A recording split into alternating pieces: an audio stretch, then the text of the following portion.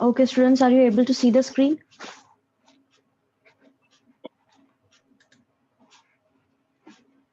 Yes, ma'am.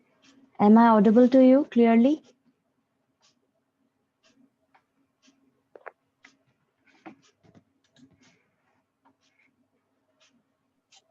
Yes, ma'am. Okay, if you have any problem regarding yesterday's topic, you can ask me.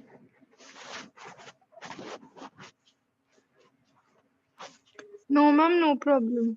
Okay, बाकी बच्चे भी बोलेंगे.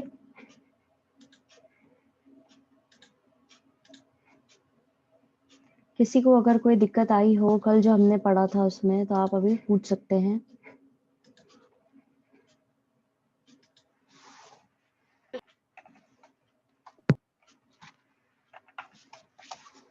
Okay, तो आज हमारा Good टॉपिक morning, है ma'am. Good morning conflict with judiciary. अब यहाँ पे जुडिशरी से जो कन्फ्लिक्ट हुआ था गवर्नमेंट का उसके बारे में ये बताया गया है. और बेसिकली इसमें हुआ क्या था, गवर्नमेंट जो थी उस समय रूलिंग पार्टी थी, उसके अंदर कांग्रेस, ठीक है, गवर्नमेंट जो थी वो कांग्रेस की थी. और इनके काफी डिफरेंसेस आए थे बीच में. आपने 11th क्लास में पढ़ा हो तो एक केस हुआ था, केशव नंदा वाला केस हुआ था, जिसमें अलग अलग कॉन्सिक्वेंसेस आए थे, Yes, ma'am. है ना. तो उससे रिलेटेड उससे ही शुरू हो गई थी ये चीजें. ठीक है, कॉन्स्टिट्यूशनल इशू, मतलब कॉन्स्टिट्यूशन ने 3 इश्यूज जो है वो इमर्ज किए थे, उन्होंने नए वो निकाले थे. और पार्लियामेंट जो है वो कोशिश कर रहा था कि अपने हिसाब से रूल्स को मोल्ड करे. ठीक है, जो फंडामेंटल राइट्स थे उसको उस तक पहुंच जाए और फिर उसके हिसाब से अपने ऊपर पार ले ले सारे. ठीक है, तो सुप्रीम कोर्ट क्या कहता है, वो मना कर देता है कि तुम ये नहीं कर सकते हो. फिर पार्लियामेंट ट्राई करता है, कोशिश करता है कि जो राइट टू प्रॉपर्टी वाला रूल है उसको कर्टेल करने की कोशिश करता है, उसके अंदर अमेंडमेंट लाने की कोशिश करता है.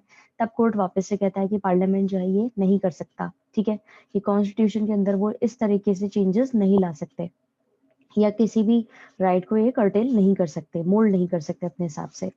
फिर थर्डली क्या होता है, पार्लियामेंट जो है कोशिश करता है ये कहने की कि फंडामेंटल राइट्स जो हैं वो असर नहीं डाल रहे हैं डायरेक्टिव प्रिंसिपल पर. तो वो उनके बीच में एक गैप जो है उसको काटने की कोशिश करता है. तब सुप्रीम कोर्ट ये भी रिजेक्ट कर देता है, इस प्रोविजन को भी वो मना कर देता है. इससे क्या होता है, इनके बीच में जो रिलेशंस हैं दोनों के बीच में, ये जुडिशरी और ये अपना लेजिस्लेचर, इनके बीच में प्रॉब्लम क्रिएट होने लग जाती है.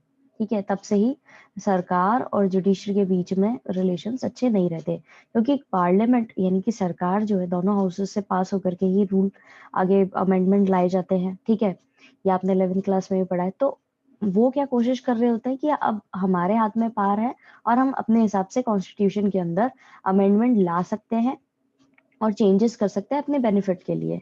और जुडिशरी का तो काम ही यही होता है कि कॉन्स्टिट्यूशन के अगेंस्ट में कोई चीज ना हो.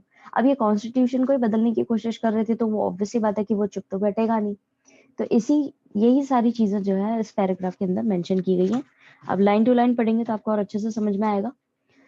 This was also the period when the government and the ruling party had many differences with the judiciary. ये वही समय है जब सरकार और रूलिंग पार्टी, यानी सरकार जो थी रूलिंग पार्टी की, उसके और जुडिशरी के बीच में काफी डिफरेंसेस आ गए थे.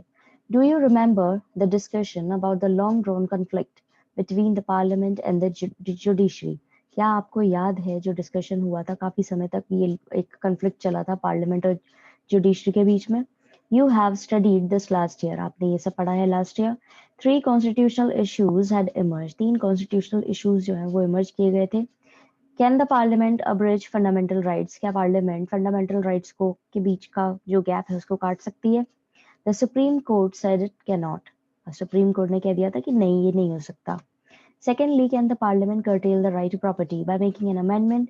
अब दूसरा उन्होंने बोला था कि क्या पार्लियामेंट जो है वो राइट टू प्रॉपर्टी को, जो रूल है, जो राइट है, उसको अपने हिसाब से अमेंड कर सकती है.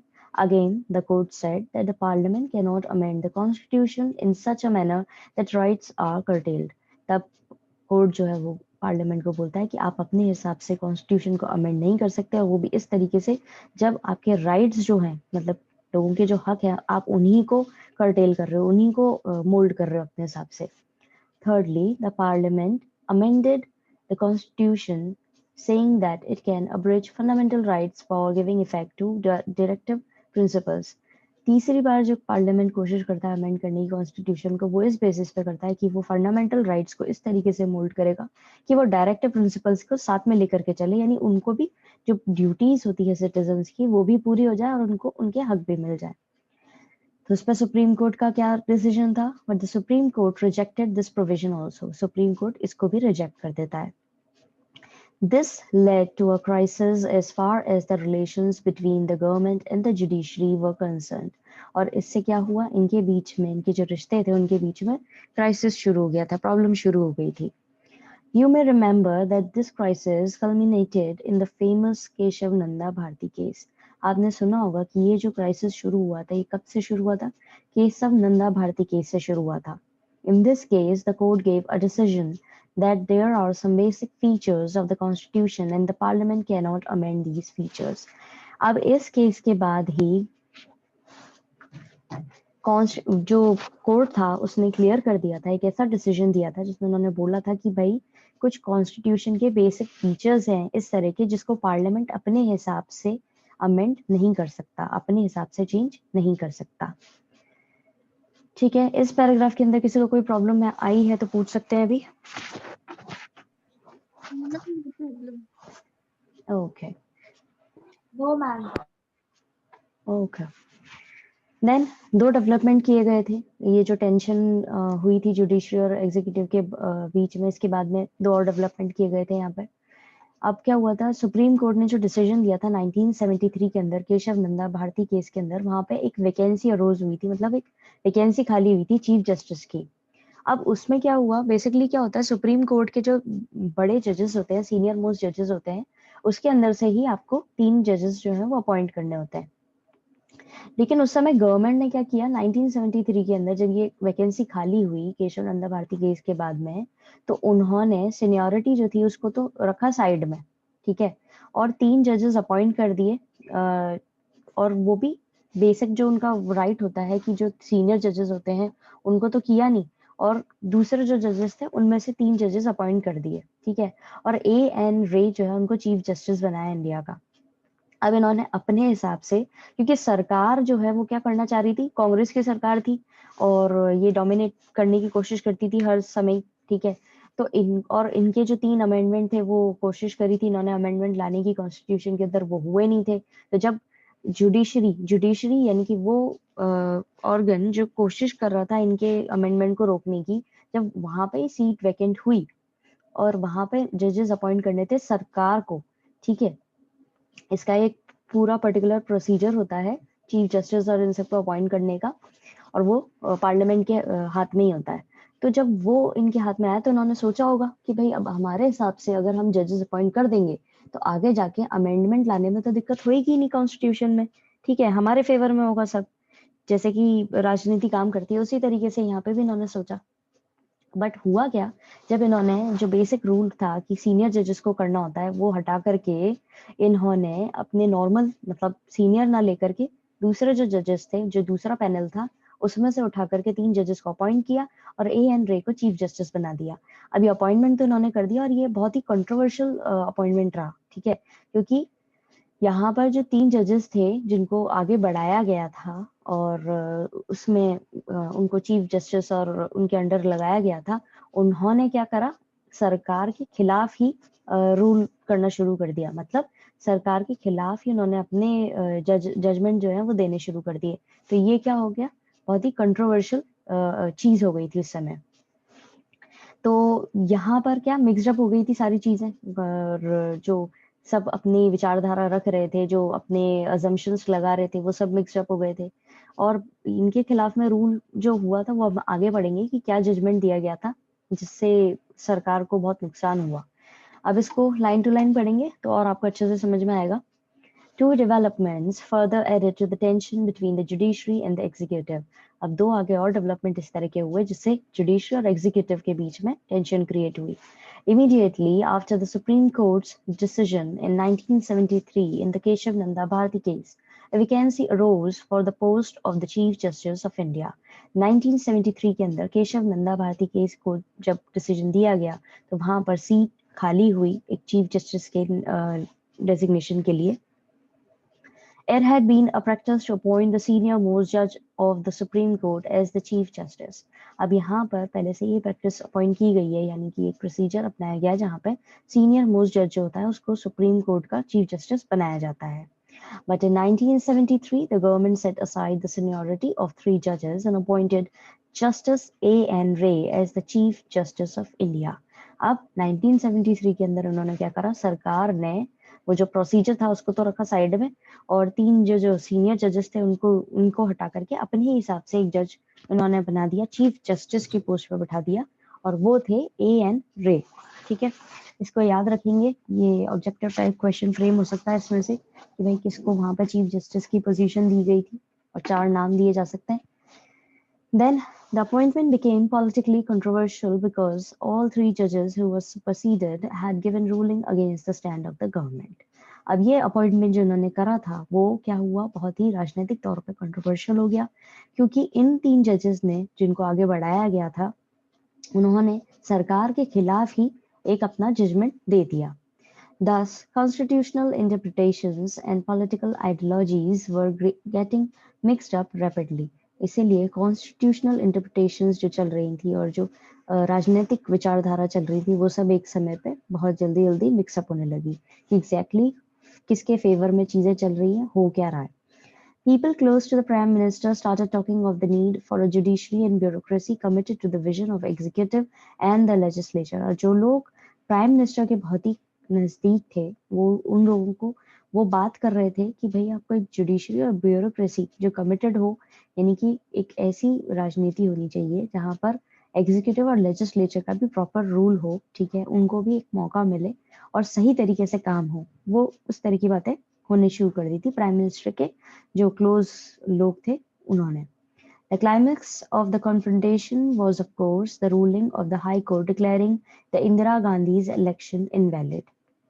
अब क्या हुआ, इन सब चीजों का क्लाइमेक्स क्या आया, जो इंदिरा गांधी थी उन्होंने जो अपने इलेक्शन लड़ करके वो प्राइम मिनिस्टर बनी थी, उसी पे जब ये डिक्लेरेशन आ गया हाई कोर्ट का कि भाई इंदिरा गांधी का जो इलेक्शन है वो इनवैलिड है और इन्होंने गलत तरीके से इलेक्शन जीता है और इनका जो है आगे जाकर के ये नहीं होना चाहिए, मतलब कि इनको रद्द कर दिया जाएगा इनकी प्राइम मिनिस्टरशिप. वो अपने आप में इस पूरी जो चीज चल रही थी, पूरे जो सीन चल रहा था उसका ये सबसे बड़ा क्लाइमेक्स था. ये इंदिरा गांधी की सरकार ने अपने हिसाब से वहां पर वो बनाए, जजेस बैठाए सुप्रीम कोर्ट में, और आगे जाकर के उन्हीं लोगों ने जो है इनके खिलाफ में वो कर दिया. सुप्रीम कोर्ट का ना होकर के हाई कोर्ट के जो जज था उसने डिक्लेयर कर दिया कि इंदिरा गांधी का इलेक्शन इनवैलिड है. इस टॉपिक के अंदर किसी को कोई दिक्कत आई है तो आप लोग पूछ सकते हैं अभी. No ma'am, no problem. बाकी बच्चे भी जवाब देंगे. You can use that chat option.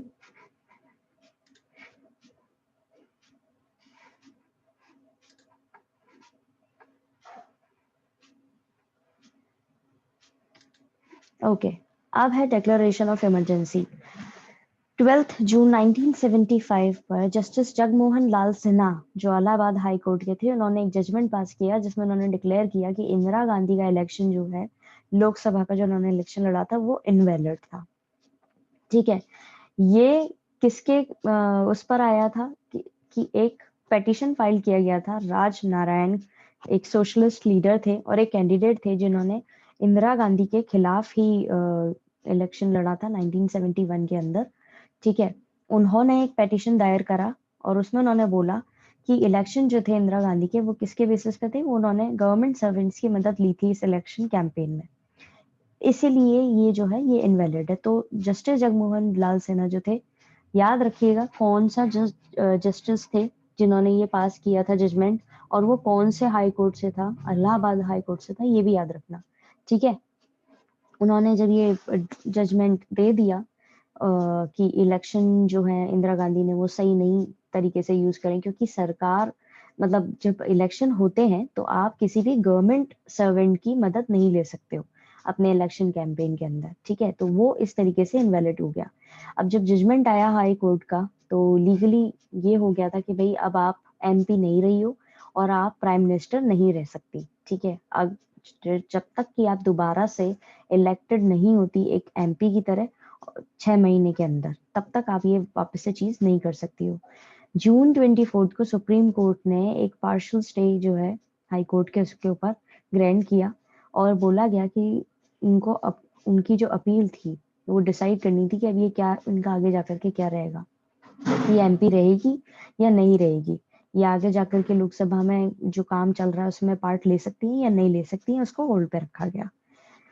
तो इसके जब इस तरह की चीज हो गई थी तो सरकार के खिलाफ हो गई सारी चीजें, जो प्राइम मिनिस्टर है उसी को उन्होंने इनवैलिड करवा दिया कि भाई ये, अब आप देख सकते हो कि कितना पॉलिटिकल केओस चल रहा है उस समय, कि पहले क्या ये अपने हिसाब से जजेस को वो कर रहे हैं, पहले कॉन्स्टिट्यूशन को अमेंड करने की कोशिश कर रहे हैं, फिर सुप्रीम कोर्ट मना कर दे रहा है कि नहीं आप ये नहीं कर सकते, उसके बाद में फिर ये अपने हिसाब से जो जजेस वहां पे हैं उनको अपॉइंट कर रहे हैं, फिर वही जजेस जो हैं इनके खिलाफ भी डिसीजन दे रहे हैं, यानी कि इनके फेवर में काम नहीं कर रहे हैं, ठीक है।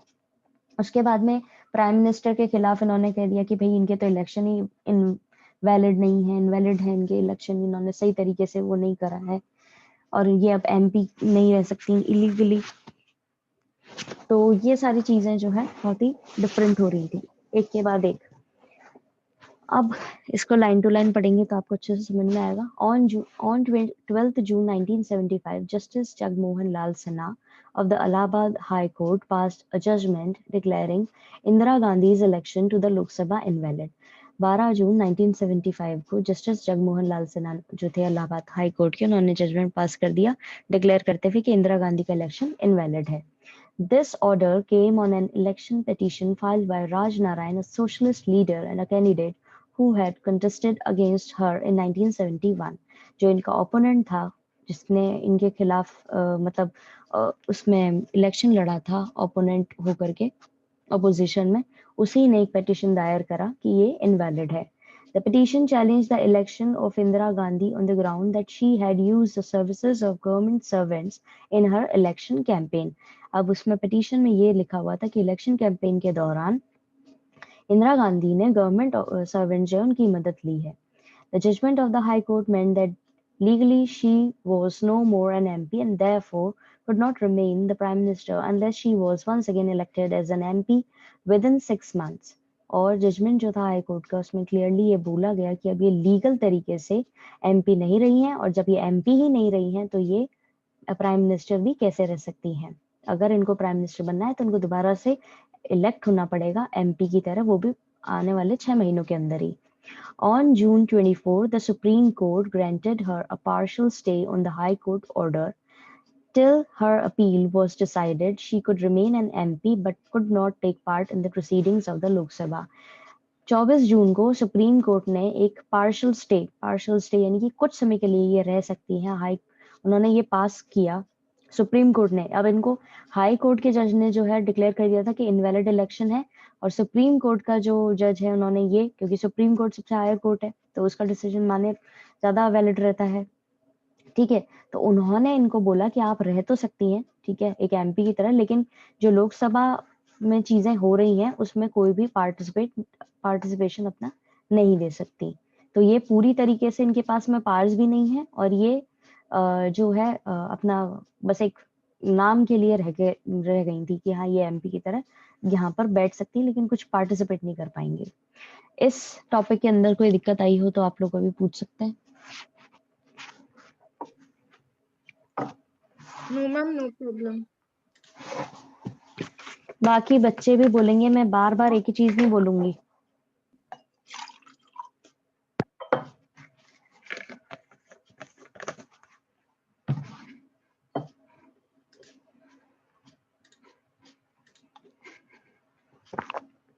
Crisis and response. अब क्या हुआ था, ये जो चीजें चल रही थी कि इनको बैठा दिया गया था, ठीक है, और काफी लोग जो हैं जो नॉन कांग्रेस पार्टीज थी उनकी तरफ से भी काफी ज्यादा प्रोटेस्ट चल रहा था, जैसे कि हमने पहले भी पढ़ा था कि वो भी, क्योंकि उस समय कांग्रेस जो थी वो रूलिंग पार्टी थी और उनके खिलाफ जो है बाकी सारी पार्टीज जो थी वो इकट्ठी हो गई थी और वो प्रोटेस्ट कर रही थी, और इंदिरा हटाओ का उन्होंने नारा भी दिया था, हमने पहले के चैप्टर में भी पढ़ा है। तो सारी चीजें जो थी बहुत ही ज्यादा चैलेंजिंग होती जा रही थी, और इसके बाद में इनको हटा भी दिया गया था प्राइम मिनिस्टर की पोजीशन से। तो अब इनको कुछ ना कुछ तो सोल्यूशन निकालना ही था। तो ये जो क्राइसिस आया था, इसका रिस्पॉन्स उन्होंने किस तरीके से दिया था वो हम इसमें पढ़ेंगे। अब यहाँ पे क्या हुआ था, ऑपोजिशनल पॉलिटिकल पार्टीज जो थी, जो कि जयप्रकाश नारायण के द्वारा चलाई जा रही थी, इंदिरा गांधी के रेजिग्नेशन डिमांड कर रही थी वो, ठीक है। और उन्होंने एक मैसिव डेमोन्स्ट्रेशन जो है दिल्ली के रामलीला ग्राउंड के अंदर 25 जून 1975 में उन्होंने एक डेमोन्स्ट्रेशन रखा, ठीक है। एक बहुत बड़ा लेवल पे उन्होंने इनके खिलाफ वो किया प्रोटेस्ट। जयप्रकाश नारायण जयप्रकाश नारायण ने अनाउंस किया पूरे नेशन वाइड में कि सत्याग्रह, एक तरीके से जो डिमांड कर रहे थे कि इनको अब रिजाइन दे देना चाहिए। और उन्होंने आर्मी जो थी उनसे भी बोला, और पुलिस और गवर्नमेंट एम्प्लॉय से भी बोला कि इनके इलीगल और इमोरल ऑर्डर्स को आप फॉलो ना करें, ना ही इनको ओबे करें। यानी कि ये जो भी अगर आपको ऑर्डर्स दे रही हैं वो पूरी तरीके से इलीगल है, क्योंकि अब ये पार में नहीं है, और ये इमोरल भी है, ठीक है, अनैतिक भी है, तो इसको फॉलो ना करें। अब सरकार जो थी उसके खिलाफ बहुत सारी इस तरह की एक्टिविटीज चल रही थी, ठीक है। पॉलिटिकल मूड जो था कंट्री का वो पूरी तरीके से कांग्रेस के खिलाफ चला गया था, जो पहले कभी इतना नहीं हुआ था। इसके रिस्पॉन्स में गवर्नमेंट जो है उस समय क्या डिक्लेयर करती है, स्टेट ऑफ इमरजेंसी। इमरजेंसी की स्टेट में क्या होता है, जब इमरजेंसी लागू कर दी जाती है तो जो ऑफिशियल पावर्स होती हैं वो क्या करती हैं, ज्यादा से ज्यादा गवर्नमेंट के फेवर में चली जाती हैं। आर्टिकल 352 के तहत, कॉन्स्टिट्यूशन का जो आर्टिकल है उसके अंदर, अगर इंटरनल डिस्टरबेंसेस चल रहे हैं या खतरा लग रहा है आपको बाहर से, या इंटरनली आपके बहुत ज्यादा देश के अंदर दिक्कतें हो रही हैं, तो आप इस चीज को लागू कर सकते हो।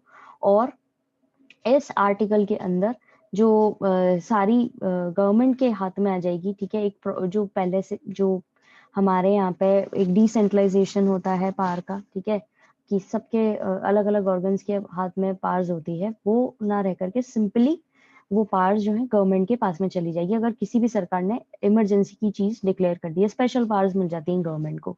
अब क्योंकि जबकि सारी चीजें गवर्नमेंट के खिलाफ ही जा रही थी, प्राइम मिनिस्टर को हटा रहे हैं, प्राइम मिनिस्टर का इलेक्शन इनवैलिड कह रहे हैं, सारी बाकी पार्टीज इकट्ठी हो गई हैं उनके अगेंस्ट में, वो डिमांड कर रही हैं रेजिग्नेशन की, तो उनको अब क्योंकि ये वैसे भी डोमिनेटिंग पार्टी रही है पिछले कुछ समय से, तो कहीं ना कहीं इनको अपनी वो बचानी थी। और ये क्या, अब जैसे आज के जमाने में अगर कोई ऐसी चीज करेगा ना, तो इस चीज को इतना ज्यादा वो नहीं मिलेगा, इसको आप अपने हिसाब से इमरजेंसी लागू नहीं कर सकते हो आपको, क्योंकि आज के जमाने में लोग ज्यादा वो हैं, उनको ज्यादा नॉलेज है। और पहले के जमाने में इतना लोग अवेयर नहीं थे कि वो क्या कर सकते हैं और क्या नहीं कर सकते हैं। तो ये इमरजेंसी जब इन्होंने लागू करी तो इससे बहुत ज्यादा डिस्टरबेंसेस हो गए। और इन्होंने क्या करा, जैसे इन्होंने इमरजेंसी लागू करी तो इनकी इमरजेंसी लागू करते ही कई सारी चीजें डिफरेंट होने लगी। इन्होंने जितने भी इनके ऑपोजिशनल लीडर्स थे उनको अरेस्ट करवा लिया, और जो न्यूज़पेपर मतलब जो न्यूज़पेपर छापने वाली फैक्ट्रीज थी वहां पे बिजली इनकी हटवा दी, और पावर कट करवा दिया, जिससे वो कुछ छाप नहीं सके इनके खिलाफ। तो इन्होंने पूरी तरीके से एक डिक्टेटर का वो लेकर के, क्योंकि जब इमरजेंसी लागू हो जाती है तो डेमोक्रेटिक फॉर्म ऑफ गवर्नमेंट जो है वो तो साइड में हो जाती है, जो डेमोक्रेसी चल रही होती है वो साइड में हो जाती है, और एक सिंपली सारी पावर जो है गवर्नमेंट के पास में चली जाती है।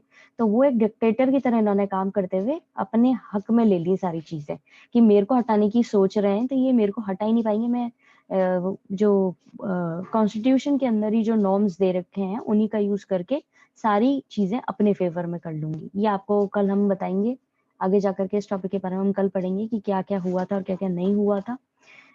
We are running out of time, so I am going to send you link for your history class, ठीक है। Please conjure up your problem for tomorrow session. आपकी जो भी प्रॉब्लम्स होंगी वो हम कल डिस्कस करेंगे, ठीक है। Okay ma'am, okay.